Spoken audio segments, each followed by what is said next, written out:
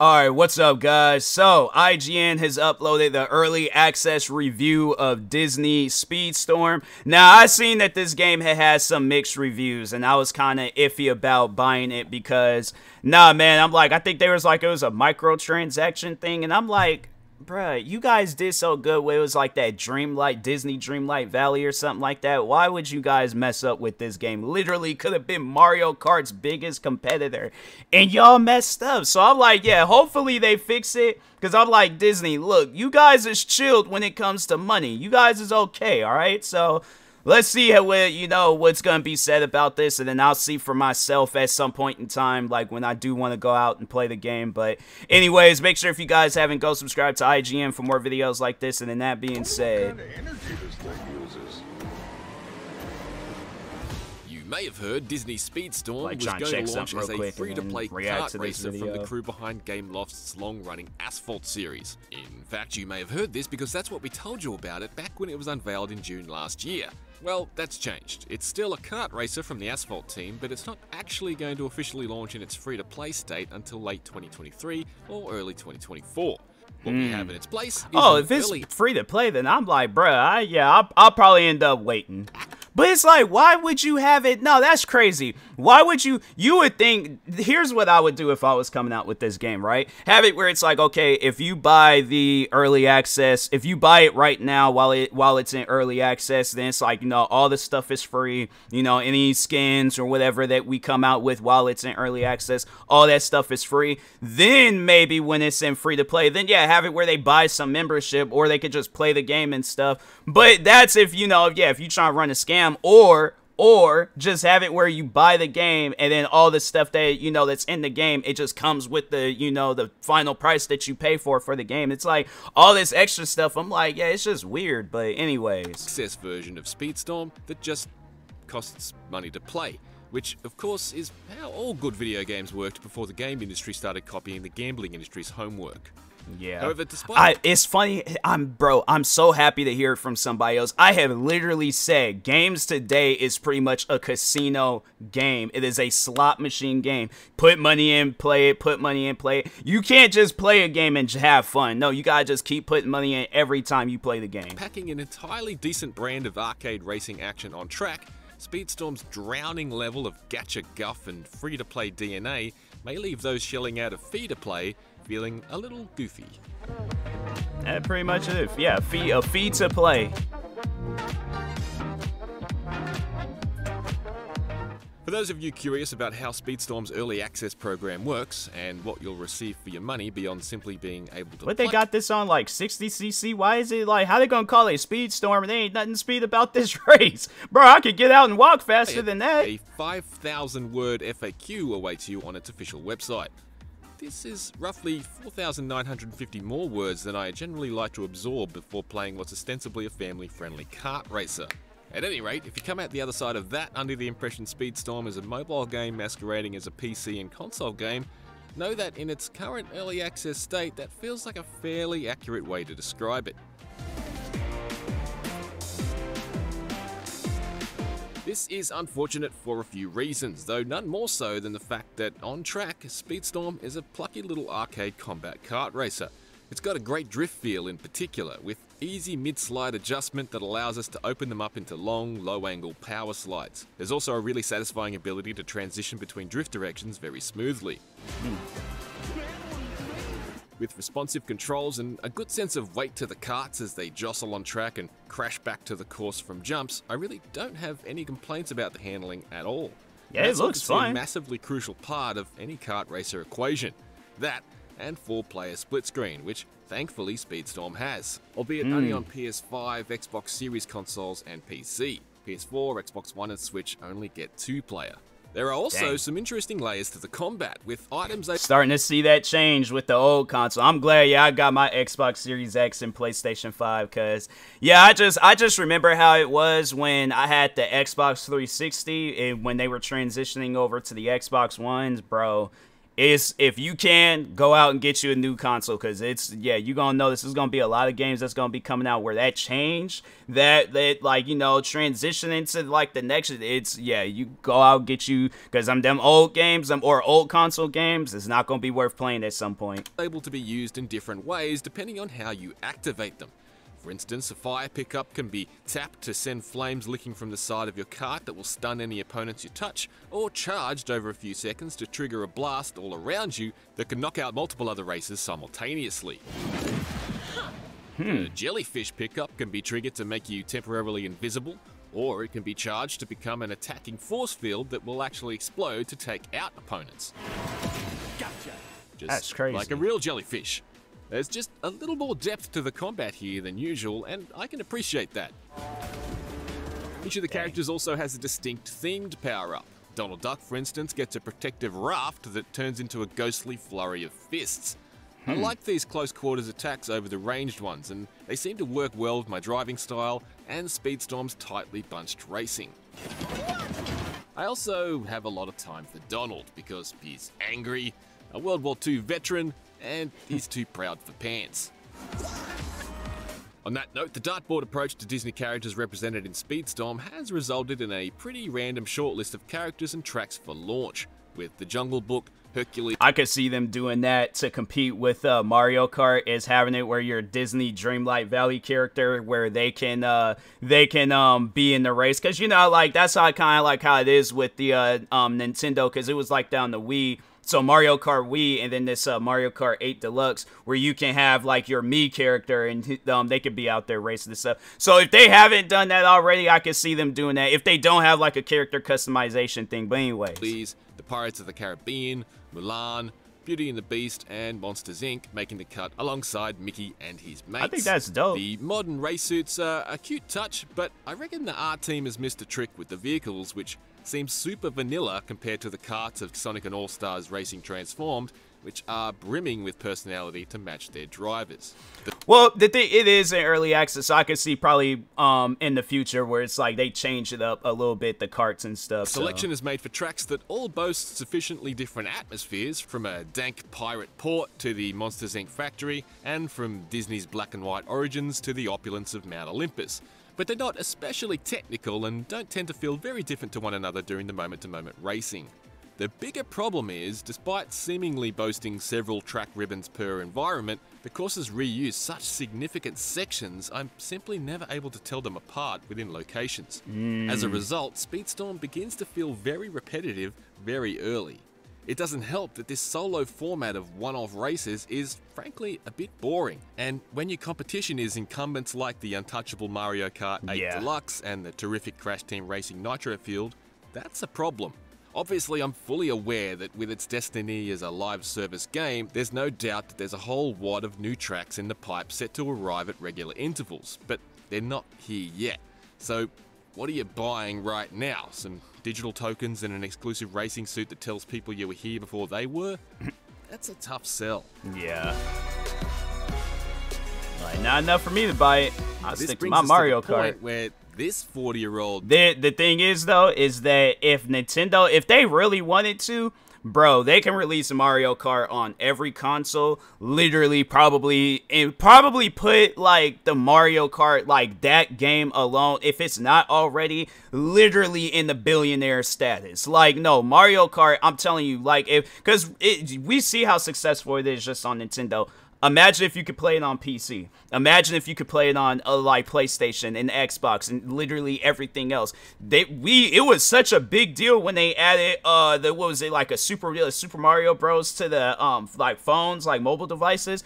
Imagine if it was to go into other devices. I guarantee and I promise you a lot. Any kart racing game, you're gonna have a serious competition, all right? So yeah, if they really wanted to, it's something where I'm like, bruh, like, cause what do they plan on doing with the next Mario Kart? They just call it like Mario Kart, then it's just available on all platforms. Yeah, and then it comes with all these different maps, races. It just like it, bro. It was seriously be insane. Dad checks out both physically and spiritually, because gacha style, mobile-inspired upgrade and currency systems are like absolute kryptonite to me.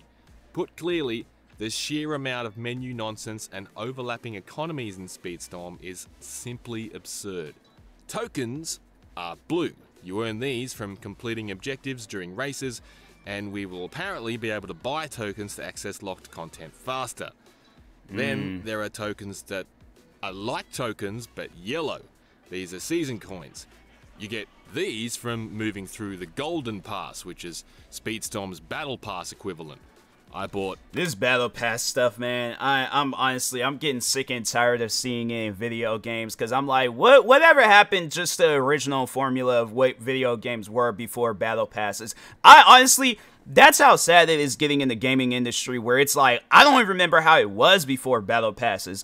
Like, it was literally, you just buy a game and you just play it. Now it's like, oh yeah, now it's like, we gotta wait until this Battle Pass ends for new content to come out. We gotta wait for this Battle Pass stuff. It's honestly is getting out of hand. I'm like, look, just stick to the original formula of gaming and video games. This Battle Pass stuff, it has to get out of here. It has to go, because it's not even making gaming fun anymore. It's not.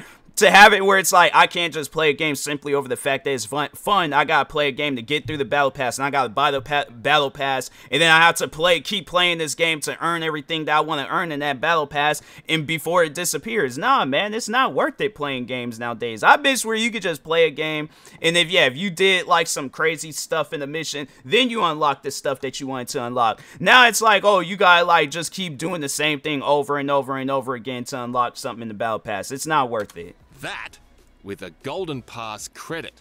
That's another currency that came with the early access pack, separate to the tokens and season coins. Then there are seasonal tickets and universal box credits, which seem like tokens but they're purple. Also separate are the multiplayer coins, which are tokens that... Why they got more different versions of coins than they do like for the gameplay itself? I feel like he said what he needed to say about gameplay, but I feel like I've learned more about these coins than I have learned about the game. So that just overall shows there ain't really a whole lot going on. So I might as well just stick with Mario Kart. Okay, that's all I need to know. Naturally come from competing online. There's ranked multiplayer racing, where you take your characters in at whatever level you have them, and regulated racing, where racer stats are standardized. Because I'm like, bro, the thing is, now it makes you kind of like appreciate it. It's like, okay, like, yeah, Nintendo, they may charge you know, the full, or like a new, or like a price of video games if it's brand new, even though Mario Kart did come out some years ago. But still, it's like, they are not doing this Battle Pass and all this other stuff. Like, no, you could just go out and just play the game. That's crazy. I've won races in both, but kart that racing is seems quite soulless against strangers, and I can't understand the appeal. It belongs on the couch, if you ask me. You'll have to do it if you want to use the Speedstorm shop, though, because sometimes things cost multiplayer tokens. However, that's insane. Some other things cost blue tokens, and some things cost yellow tokens. Sometimes they cost the purple one. And it only lasts, and then look, you can see that it's only gonna last for like 47 days. So it's like, if you don't have I feel like what a lot of these industries seem to forget is that we're gonna go back and play whatever other games that we're playing. So, okay, like, let's say, you know, I'm playing Disney Speedstorm, but I'm like, okay, Dead Island 2 just came out. Let's say some other games that I want to play are coming out. Then I'm playing games that, you know, I haven't beaten yet, and I want to play that. It's like, do you guys not know that the majority of gamers, they own over 10 games? They own over 20 games. They own over 100 games. You can look at any gamer out there, whether they're a Twitch streamer, a YouTuber, or a TikToker, or any other platform, they're going to have more than just one game. They're going to be playing more than just one game. So it really trips me out where it's like, you don't give us enough time. We're trying to play all these different games, and then we're trying to also get, like, that's why it's like, if you ever hear where a gamer is not getting proper sleep, yeah, because of stuff like this, where it's like, I gotta wait or I gotta like play this game within 47 days to get these things. I'm like, that's why this Battle Pass stuff to me is just stupid. You're spending way too much. I'm starting to sound like an old head now, where it's like, bro, I might want to go outside, get me some fresh air, but it's like, you know, you're just having to, like, if you really want to get these things and stuff, what, like a track suit, yeah, a Goofy and Mickey Mouse track suit, then it's too much, man. That's just way too much. Sometimes items are just there, a la carte, and sometimes they're in a blind box. Did I mention there are different types of boxes? there are different types of boxes. Then there are racer shards, which are essentially another currency you use to unlock races and upgrade your character's star level. All these different things, rather than just sitting down, playing the game, leveling up, and then just unlocking the stuff as you go along. I swear, man, a lot of people in the gaming industry are scammers now. There are upgrade materials, which also stack as basically another currency you need to upgrade your characters. You'll need to do that to keep up with the competition. This stuff can be found in the loot boxes you earn playing, rewarded via the Golden Pass, or simply bought from the shop with one of several currencies. Maybe in a box, maybe not. Are you still following? Because, frankly, I don't think I am anymore. The mechanical monkey in my brain just backflipped off a building. I haven't even got to the crew mechanic, which appears to be JPEGs of other random Disney characters here to be another thing you need to upgrade. Are kids meant to understand this? This doesn't sound like a game, it sounds like a job. Yeah, because it's like you got, then also on top of that, it's like, yeah, the majority of people that's playing this are going to be kids. And I get, like, you know, people are going to probably say, like, oh, yeah, well, kids, they're playing Fortnite too, and so I'm pretty sure they might have, like, a better understanding. Yeah, but Fortnite isn't as difficult. Like, I feel like what Fortnite is now, where it's like, you can go and play a game and don't necessarily have to, you know, unlock a bunch of different things from their battle pass or their item shop. But I'm like, even then, it's like a kid just wants to play a game, bro. And it's like they're taking away that, and it's like, no, we just got to keep making more and more money. That's why you be hearing those stories where it's like, oh, 5 to 8-year-old child grabbed his parents' credit card and charged over $5,000 in Disney Speedstorm or Fortnite, and then knowing they probably ain't gonna have no proper refund policy with it and stuff. So that's what I'm saying. It's like, you guys need to stop making it like, oh yeah, like the kids that's playing these games, like they got a full-time job and a part-time job on the side. Like, bruh, these are kids that are literally drawing Spider-Man in school. Like, who do you think is playing these games, bruh? I'm like, I just know, like, I would rather have it where my kid, yeah, goes and plays it. I know that probably people would ask, like, okay, well, what would you rather have your kid, some rated M video game or a game where a kid game like this? A rated M video game. I'm like, nah, man, it's like, I'd rather have it where my kid's playing Grand Theft Auto, Saints Row, and every other rated M game out there where it's like, you know, you're just playing the game. You're not going and charging all this different money and stuff. I'm like, yeah, it's like, it's nah, bro. It's just I don't know who they think is playing these games, but I'm like, it's definitely, you know, a kid that don't got no money to be out here trying to get all these the blue, the purple, and the gold coins or whatever and stuff. I'm like, it's too much, man. It's too much. It ain't gonna be a good verdict, I know that much. Disney Speedstorm in Early Access is a fundamentally good kart racer that's currently too light on tracks and too repetitive to warrant the required investment. Worse still, it's buried beneath a veritable splash mountain of gacha garbage and so many discrete currencies that do different things that it almost seems like a parody of the entire free-to-play genre. Nothing sucks like gacha, plucks your bucks like gacha, makes you jump through hoops for Donald Duck like gacha. For more this game is gonna fail. Verdicts, check out our reviews of Minecraft Legends and Forza Horizon 5 Rally Adventure. For everything else, you can ask any Tom, Dick, or Stanley, and they'll tell you whose site they prefer to be on. It's IGN. Yeah, it's just, I think this game is gonna fail. I personally think it's gonna fail because they're trying to do too much when it comes to making money, and so yeah, I don't think a game like that is gonna last a long time. You know, I recommend, like, yeah, stick to Mario Kart or any other game where it's not this free to play, and yeah, there ain't nothing free about it. Like, I don't even feel free talking about this game, so it's just, you know, I feel like it requires some sort of battle pass to even talk about the game. So yeah, I think it's not worth it. It's a game where I was thinking about getting it. I was so hyped for when I heard that the game was coming out. Then when I saw what it was, but just based off of the reviews, I'm like, I'm not fooling with that. Nope, I'm sorry. I'm just gonna stick to, you know, whatever racing game that I'm playing you know, now. But that, I'm like, nah, I'm okay. So, but anyways, nah, good video, IGN. If you guys haven't, go subscribe to them, subscribe to me too, and I'll talk to you guys later. Thank you guys for watching, and peace.